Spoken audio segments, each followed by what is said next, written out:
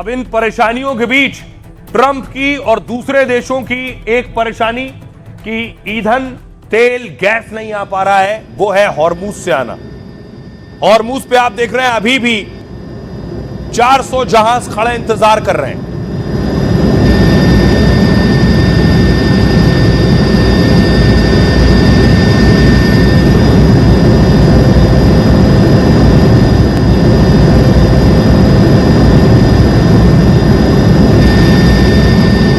दूसरी तरफ हॉर्मूज के पास एक और आइलैंड था, केशम आइलैंड।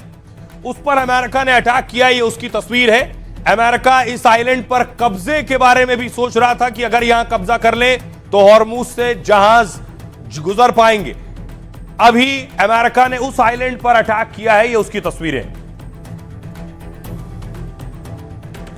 तो जिस हॉर्मूज स्ट्रेट पर ट्रंप बड़े बड़े दावे कर रहे हैं, उस हॉर्मूज पर ब्रिटेन ने 60 देशों के साथ बैठक की और कूटनीति से रास्ता खोलने पर बातचीत हुई है। इस बैठक में ट्रंप या उनका कोई प्रतिनिधि नहीं था, मतलब हॉर्मूज खुलवाने की बात बिना ट्रंप के हुई है।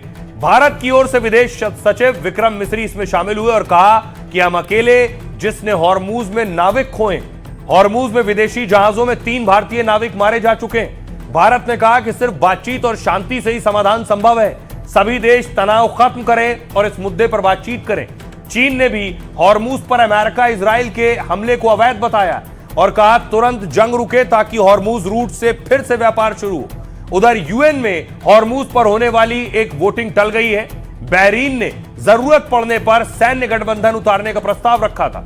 खबर है कि अमेरिका के समर्थन में बहरीन ने प्रस्ताव लाया, लेकिन रूस और फ्रांस ने इसका विरोध किया और वोटिंग टाल दी है। इस बीच ईरान ने नाटो के उन देशों के जहाजों को भी रास्ता दे दिया है जो जंग में सीधे ट्रंप के समर्थन से इनकार कर चुके हैं। फ्रांस की एक बड़ी शिपिंग कंपनी को जहाज उनका सुरक्षित निकाला है। 2 दिन में भारत समेत कई देशों के 20 से ज्यादा जहाज यहां से गुजरे हैं। तो क्या हॉर्मूज अब सिर्फ अमेरिका इजराइल के लिए बंद है? सवाल यह है। सुनिए जरा इस स्थिति पर भारतीय सियासतदान क्या कह रहे हैं। फॉरेन पॉलिसी और इस तरह के स्ट्रेटेजिक डिसीजंस हमारी नैतिक विरासत के आधार पे होना चाहिए। कोई ठेकेदार यूएस से बैठ के बोल दे कि ये करो ये ना करो, दैट इज नॉट इंडिया। मैं मंत्रियों से कहूंगी कि जरा दिल्ली ही घूम लीजिए, आपको समझ में आ जाएगा कैसी दिक्कतें पड़ रही हैं, कैसे लोग कतार में खड़े हुए हैं, कैसे लोगों ने सिलेंडर बुक किए हुए हैं पर उनको मिल नहीं रहे हैं। तो जरा अपने अपने क्षेत्र में ही चले जाएं, थोड़ा इलेक्शन पे पॉज लगाएं, थोड़ी अपनी कमेटी मीटिंग्स में मिलना बंद करें, जरा जनता का हाल समझें कि किस तरीके से उनको किल्लत आ रही है। इस संकट के दौर में भारत ने जिस समझदारी के साथ, जिस सार्थक तरीके से समस्या के समाधान और भारत के लोगों को इस समस्या से कम जूझना पड़े, इसके लिए काम किया है। ये बहुत ही मैं मानता हूं कि एक बहुत ही महत्वपूर्ण बात है। लोग जानबूझ के गैस की लाइन में खड़े हैं घंटों घंटे, और प्रॉब्लम तो कोई है नहीं। पेट्रोल पंप पे जबरदस्ती जाके हल्ला कर रहे हैं लोग। इसका मतलब सबको या तो मिर्गी का दौरा पड़ रहा है या पागलपन का दौरा पड़ रहा है। इस देश की जनता बेवकूफ है, पागल है। वो जानबूझ के गैस की लाइनों में खड़ी है, 7-7, 8-8 हजार रुपए का सिलेंडर खरीद रही है। तो यही हो सकता है, और तो मुझे कुछ नहीं लगता। सिस्टम सरकार ने बना दिया कि ऑनलाइन आप कर दो और टाइम पर आपको घर पहुंच जाएगा। अगर नहीं पहुंचता तो आप जाके एजेंसी से ले लो। अब आप गैस खत्म नहीं हुआ, समय सीमा नहीं पूरा हुआ तो कोई पहले 20 दिन पहले दौड़ रहे हैं, तो लाइन तो लगाना पड़ेगा। अब सवाल यह है कि इस जंग के बीच क्या युद्ध रुकने के कोई आसार हैं? आखिर दुनिया के देश क्या कर रहे हैं? नेतन्याहू कहां है? बहुत दिन से नेतन्याहू कैमरे में नहीं आए। नेतन्याहू अपनी सेना के साथ बैठक कर रहे हैं। यह तस्वीर नेतन्याहू के सामने आई। अपने वो सीनियर ऑफिसर्स के साथ ही मिल रहे हैं, उन्हीं के साथ ही बैठक करते हैं, खास सुरक्षा घेरे में रहते हैं। ששולל ממשמרות המהפכה גם מקורות כספיים וגם את היכולת לייצר הרבה כלי נשק. יחד עם ידידינו האמריקנים אנחנו ממשיכים לקטוש את משטר הטרור באיראן. दूसरी तरफ ईरान में देखिए, लोग सड़कों पर हैं अपने देश की सेना के लिए, उनके समर्थन में सड़कों पर प्रदर्शन कर रहे हैं, उनकी हौसला अफजाई कर रहे हैं।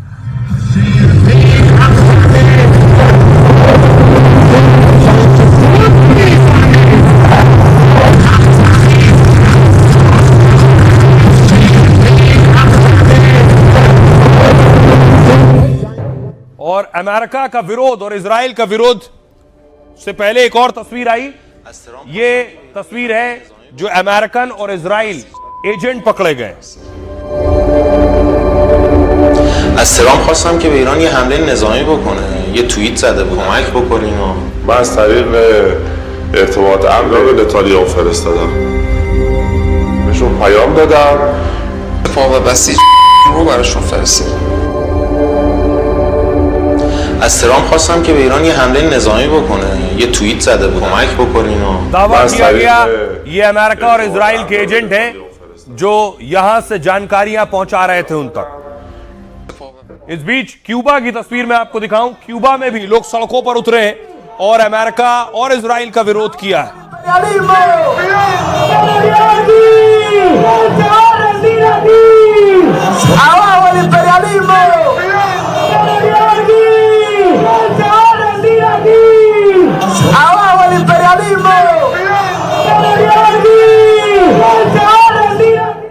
अब सवाल यह है कि क्या कोई जंग रुकवाएगा, कोई जंग रुकवा सकता है?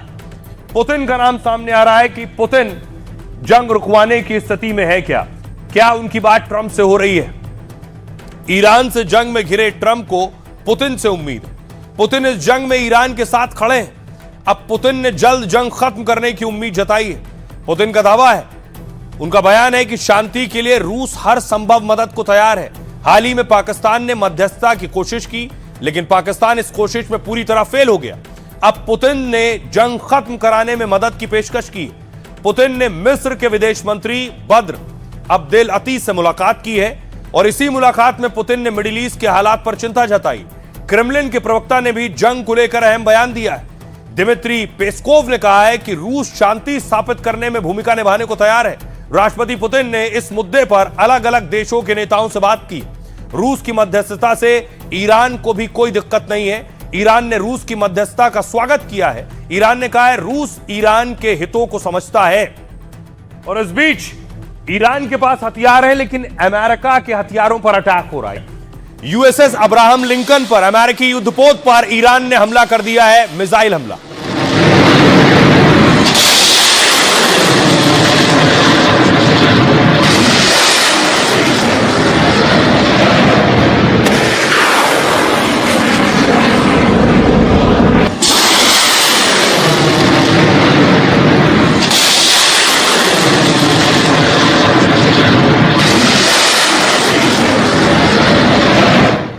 इससे पहले भी एक और युद्धपोत यूएसएस गिराइड पर अटैक कर चुका था ईरान।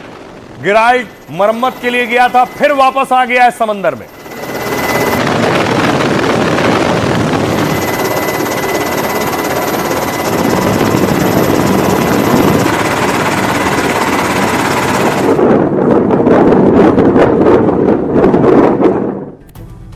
यूएसएस गिराइड यह अमेरिका का खतरनाक जंगी बेड़ा है।